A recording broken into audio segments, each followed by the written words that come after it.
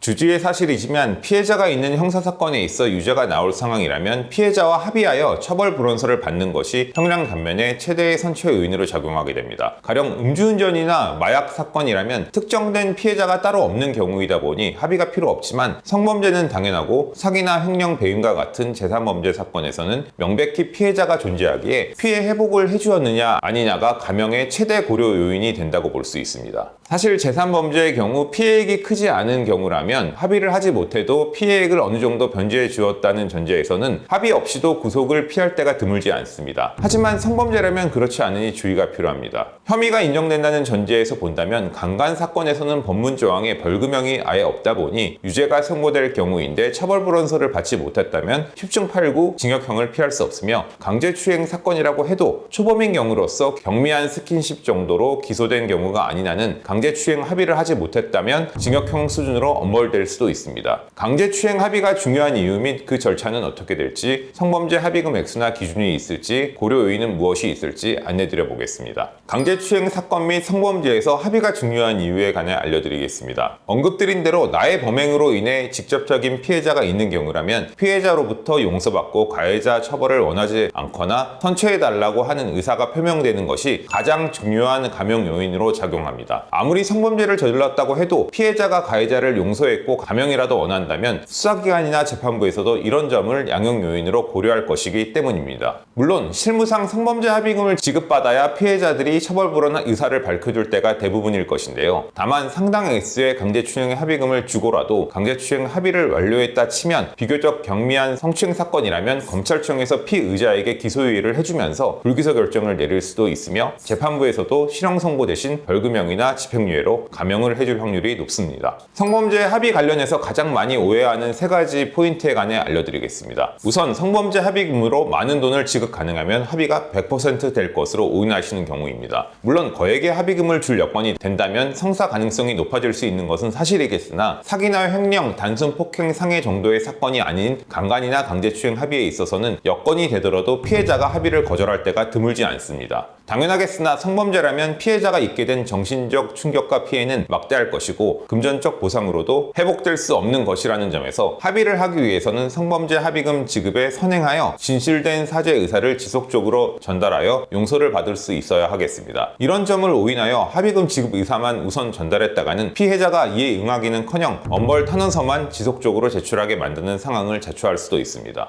두 번째 오해는 어차피 혐의를 인정하는 경우라면 내가 직접 받은 내 가족이 도와주면 변호사 조력 없이도 강제추행 합의, 성범죄 합의금 조율 등이 어렵지 않게 성사되리라 예상하는 경우입니다. 성범죄 사건에서는 일단 고소장이 접수된 이상에는 수사관으로부터 그 시점부터는 피해자에게 따로 연락하지 말고 찾아가지도 말라는 주의사항도 듣게 되는데요. 이는 가해자 부모 등 가족에게도 해당되는 것이기에 성범죄 합의를 진행하기 위하여는 변호인이 개입하여 상대방 측에 연락해 의사 전달과 금액 조율을 해야만 합의 성사가 가능하게 될 수 있습니다. 특히 수사기관에서는 합의를 위한 중재나 교신에 절대 관여하지 않기에 본인이 합의하고 싶다고 담당 수사관에게 부탁을 하더라도 어떤 유의미한 결과가 나올 리도 없습니다. 마지막으로는 피해자가 한번 강제추행 합의를 거절하면 이후에는 합의 성사 여지가 전혀 없다고 포기하는 경우입니다. 사건 발생 초기에는 설령 변호사가 연락한다고 해도 피해자가 아직 감정 정리가 되지 않았기에 합의를 거절할 수도 있겠으나 차후 일정 시간이 지나면 화가 누그러진다거나 금전적인 피해 배상에 의해 합의해 주기로 의사를 번복할 때도 드물지 않다는 점을 인지해 두셔야 합니다. 합의할 때 꼭 알아야 하는 주의사항 두 가지가 있다면 어떤 것일까요? 정답이 있는 것은 아니지만 우선 일단 피해자 측과 연락이 가능하다는 전제에서는 강제추행 합의나 성범죄 합의금 액수 조율이 급하다고 먼저 합의 얘기부터 꺼내는 것은 지양하셔야 합니다. 언급드린 대로 진실된 사과 의사를 전달하여 상대방에게 합의를 진행해볼 생각이라도 들게 해야 이후 합의 성사가 가능할 수 있지 돈 액수 언급만 했다가는 교신조차 거절당할 것이 분명합니다. 다음으로는 피해자가 동의하고 상관없다고 하면 모를까 가해자 본인이 상대방과 직접 교신하는 것도 지양하셔야 합니다. 피해자는 가해자가 직접 연락하면 연락조차 거부할 가능성이 높고 설령 연락을 받는다고 해도 감정이 나쁠 수밖에 없어 의견 교환 과정에서 합의가 틀어질 가능성이 대단히 높습니다. 변호사를 선임해 교신하든 피해자와 본인 사이에 겹지인이 있고 소통이 가능한 사람이 있다면 그 3자를 통해 합의 진행을 도모해 보시는 것이 좋겠습니다.